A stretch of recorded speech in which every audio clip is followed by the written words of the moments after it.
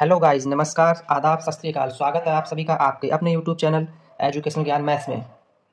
आज मैं आपके लिए कराऊंगा मैथ्स के पीवाईक्यू क्वेश्चन जो सभी एग्जाम के पर्पज से काफ़ी इंपॉर्टेंट है। इससे पहले मैं आपके लिए सीटेट के लिए काफ़ी क्लासेस करा चुका हूं, बट आज की जो क्लास है वो सीटेट के लिए तो इंपॉर्टेंट है ही, उसके अलावा और भी जो भी कॉम्पिटेटिव एग्जाम होते हैं उनके लिए भी काफ़ी इंपॉर्टेंट है। तो चलिए आज की क्लास स्टार्ट करते हैं। देखते हैं क्वेश्चन नंबर 1 जो हमें दिया हुआ है। यदि 2x + 3 रेशियो 5x + 4 3:4 का घना अनुपात है। क्या बोला है? घना अनुपात है। तो x का वर्ग ज्ञात करें। तो चलिए इस क्वेश्चन को सॉल्व करते हैं। इसने क्या दिया है? 2x + 3 अपॉन 5x + 4, ठीक है, बराबर में 3/4। बोला क्या है? घना अनुपात। तो हम जब इनका घन करेंगे दोनों का तो हमें क्या मिल जाएगा? 27/64। क्लियर है? यहाँ से जब इनकी मल्टीप्लाई करेंगे हम तो हमें मल्टीप्लाई करके यहाँ पे क्या मिलेगा? 64 की जब इसकी मल्टीप्लाई करें 64 दूनी 128 एक्स मिल जाएगा यहाँ से हमें। और 64 3 6 3 18 180 और 4 3 12 प्लस 192 बराबर में जब 27 किससे मल्टीप्लाई होगी तो 5 दूनी 10 2 पंजे 10 100 एंड 7 पंजे 35 135 यहाँ मिलेगा। और 27 चौका हमारा 135 एक्स प्लस 27 चौका 108, ठीक है ना। अब इसको सॉल्व करेंगे, इस क्वेश्चन को सॉल्व करके हमें क्या मिल जाएगा? यहाँ पे हमें यहाँ पे एक्स की वैल्यू मिल जाएगी। यहाँ पे जब 135 में से 28 जाएंगे तो यहाँ पे क्या बचेगा हमारा 7x, ठीक है, बराबर में 84। तो यहाँ से x बराबर हमें क्या मिल जाएगा? 12। क्लियर है ना। बताना क्या है हमें? x का वर्ग। तो इस x का वर्ग जब निकालेंगे तो इस 12 का हम करेंगे स्क्वायर। आंसर हमें क्या मिल जाएगा क्वेश्चन का? 144, ऑप्शन नंबर सी। क्लियर है। चलिए देखते हैं क्वेश्चन नंबर 2। क्वेश्चन नंबर 2 हमें दिया हुआ है 10% वार्षिक ब्याज दर पर 3 वर्ष के लिए 2000 रुपए के मूलधन पर चक्रवृद्धि ब्याज और साधारण ब्याज के बीच का अंतर हमें बताना है, क्या होगा। तो इस क्वेश्चन को मैं आपके लिए 2 मेथड से सॉल्व कराऊंगा, आपको जो बेस्ट लगे उससे आप एग्जाम में सॉल्व कीजिएगा। तो मेथड 1 हम यहाँ पे देखते हैं। जो फर्स्ट मेथड देखते हैं, यहाँ पे रेट दिया है कितना? 10%। तो इसे हम लिख सकते हैं 1/10।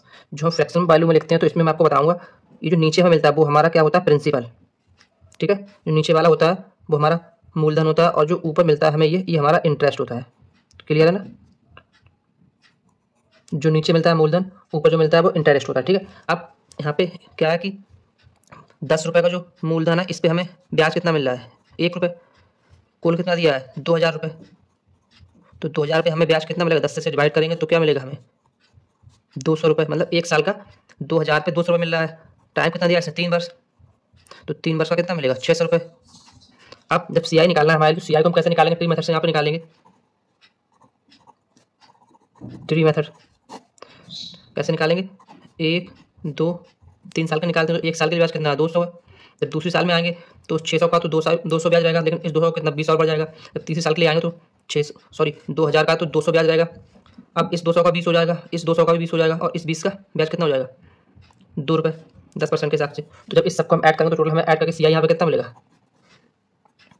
600 और 20 20 40 20 60 मतलब 662 रुपये। निकालना क्या है? डिफरेंस। तो ऐसा ही हमारा 600 रुपये है, CI हमारा 662 रुपये है, दोनों का डिफरेंस निकालेंगे तो CI माइनस SI क्या मिलेगा यहाँ से हमें? 22। इस क्वेश्चन का आंसर है। ये तो इसका फर्स्ट मेथड था। और सेकंड मेथड जो है वो फॉर्मूला बेस्ड है।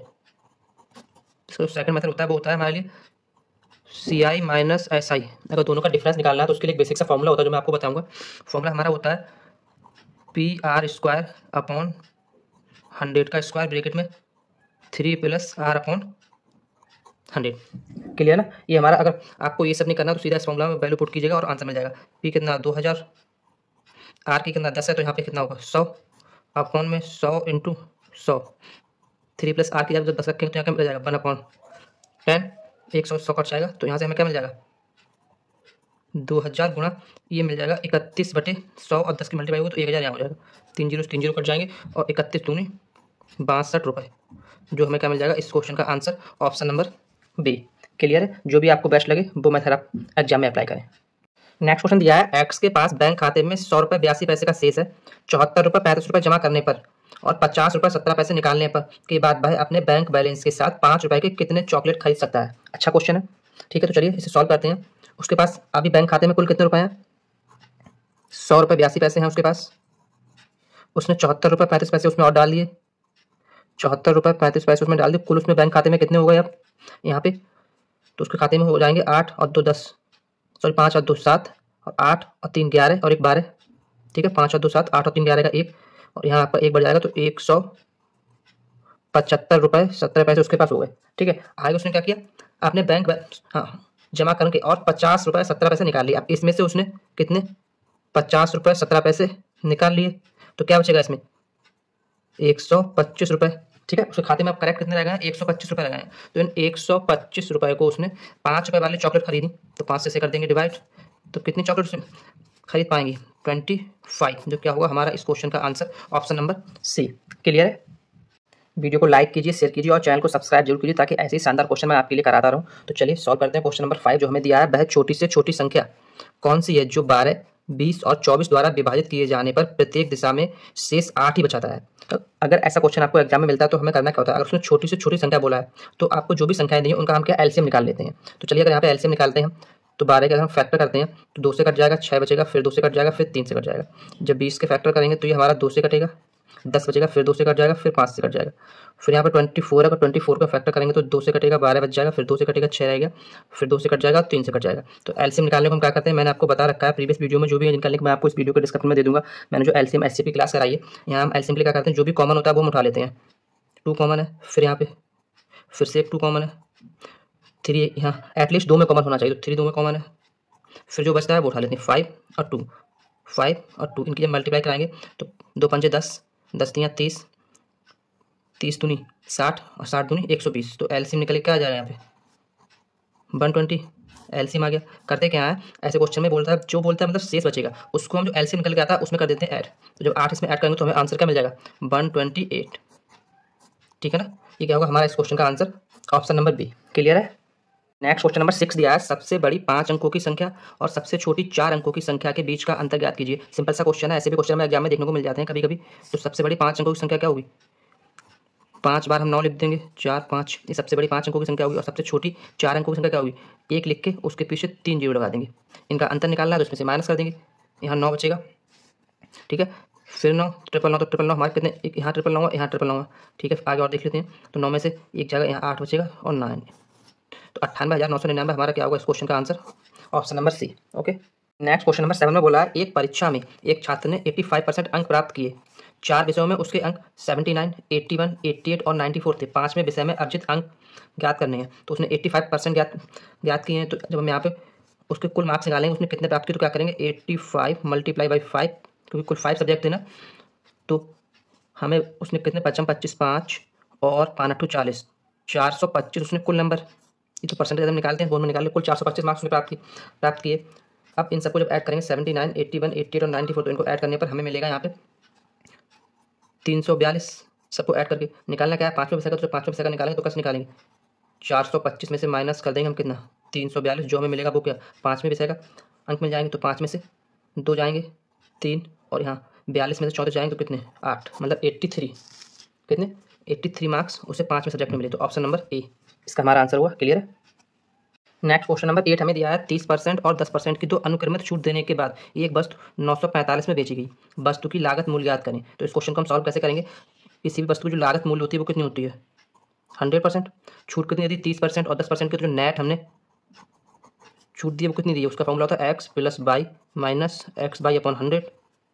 तो कुल हमें छूट कितनी दी है 30 और 10 40 माइनस 300/100, तो यहाँ से नेट जो डिस्काउंट दिया कितना 37% का, कुल कितना था CP 100, तो 100 में से 37 का दिया डिस्काउंट, तो बचा कितना 63। तो 63% जो बचा इसी में तो उसने बेचा है, ठीक है 63% उसने बेचा, लेकिन इसने बोला कितना 945 में, तो 63 को जो हम बराबर कर देंगे 945 के, तो एक बराबर हमें यहाँ से मिल जाएगा 15, ठीक है। निकालना क्या है CP निकालो, CP हमारी कितनी है 100%, तो 100% गुणा 15, तो यहाँ से हमें कितना मिलेगा आंसर 1500 रुपये।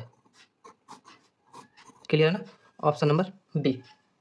नेक्स्ट क्वेश्चन नंबर 9 दिया है, 10% ब्याज पर 2 वर्ष की अवधि के लिए एक निश्चित मूलधन पर साधारण ब्याज चक्रवृद्धि ब्याज से 1 रुपये कम है, तो मूलधन ज्ञात करना है, ठीक है। तो इस क्वेश्चन में क्या करेंगे, हम सपोज कर लिया मूलधन कितना है 100 रुपये है, ठीक है। अब जब हमने मूलधन मालूम कर लिया, अब हम क्या करेंगे, ये जो कंडीशन में दी हैं इन कंडीशन को चेक कर लें, क्या 100 रुपये मूलधन मानने पर कंडीशन को फॉलो कर रहा है। तो चलिए चेक करते हैं, हमारा SI क्या होता है PRT/100, ये होता है ना SI। तो यहाँ से जब इसमें वैल्यू पुट करेंगे तो पी की जगह पे 100, आर 10 दिया है, टी टाइम 2 वर्ष के लिए दिया है अपॉन 100, ठीक है। तो यहाँ से क्या मिल जाएगा हमें, एस आई 20, एस आई मिल गया 20 रुपये, ठीक है। तो हमारा सी आई कितना होगा यहाँ से 21 रुपये, क्यों होगा, क्योंकि इसने बोला है साधारण ब्याज चक्रवृद्धि ब्याज से 1 कम है, तो जब ये 20 है तो चक्रवृद्धि ब्याज ज़्यादा होगा, 21 रुपये हो जाएगा। अब हम इस कंडीशन को चेक कर लेते हैं। सी आई हम निकालेंगे 2 साल के लिए, 1 साल, 2 साल के लिए कितने रुपये पे, 100 रुपये पे। तो 1 साल के लिए 10% ब्याज से कितना होगा 10, दूसरी साल को 10 होगा, फिर दूसरी साल को 100 का तो 10 होगा और इस 10 का 1 और हो जाएगा, तो टोटल हमारा कितना हो जाएगा 21 रुपये, ठीक है। मतलब सी आई और एस आई दोनों कंडीशन फॉलो करें, इसका मतलब आंसर हमारा क्या होगा, ऑप्शन नंबर ए। क्लियर है। नेक्स्ट और आज की क्लास का लास्ट क्वेश्चन हमें दिया है, 3 साझेदार एक्स, वाई और जेड ने लाभ साझा किया। यदि कुल लाभ 3000 तथा एक्स का हिस्सा जेड की तुलना में 400 कम और वाई का हिस्सा जेड की तुलना में 200 कम है, तो X ratio Y ratio Z का लाभ साझा करने का अनुपात ज्ञात करना क्या है। तो इस क्वेश्चन में हम क्या करेंगे, सपोज किया हमने इस जेड का, जो जेड है हमारा, इसका लाभ जो है ए है, ठीक है। जो जेड है इसका लाभ कितना ए है, तो इसने बोला क्या है, एक्स का हिस्सा जेड की तुलना में 400 कम, तो एक्स का हिस्सा कितना होगा जेड की तुलना में 400 कम, और इस वाई का हिस्सा कितना होगा जेड की तुलना में 200 कम, तो ए माइनस 200, ठीक है। अब इन तीनों का जब हम रेशियो निकालेंगे तो यहाँ पे क्या मिलेगा हमारे लिए, यहाँ पे सॉल्व करके देखते हैं। इन तीनों को जब हम ऐड करेंगे तो 3a माइनस 600 बराबर टोटल कितना दिया है 3000, तो यहाँ से a बराबर हमें क्या मिल जाएगा 1200। क्लियर है ना, ए की वैल्यू में कितनी मिल जाएगी 1200। जब इस रेशियो में हम पुट करेंगे, जो रेशियो दिया उन्होंने यहाँ पे, तो हमें क्या मिलेगा यहाँ से 1200 माइनस 400 होगा, तो कितना मिलेगा यहाँ पे 800। ये बाई का 1200 माइनस 200 1000, रेशियो जेड का तुम्हारा ए है तो 1200। तो इन सबको जब हम सॉल्व करेंगे तो हमें सब सॉल्व करके क्या मिल जाएगा, इसे हम जब काटेंगे 4 से काटेंगे तो 2 से काटेगा ये, तो 4 से नहीं कटेगा, 2 से काटेंगे तो यहाँ 2 जीरो से 2 जीरो कट गए, 2 चौक 8, ठीक है ना, 2 चौक 8 रेशियो 2 पंजे 10 रेशियो 2 छंग 12, मतलब 4 रेशियो 5 रेशियो 6, जो क्या होगा हमारे इस क्वेश्चन का answer option number C. Clear है। तो आज के लिए इतना ही, मिलते हैं कल एक और शानदार क्लास के साथ। जय हिंद।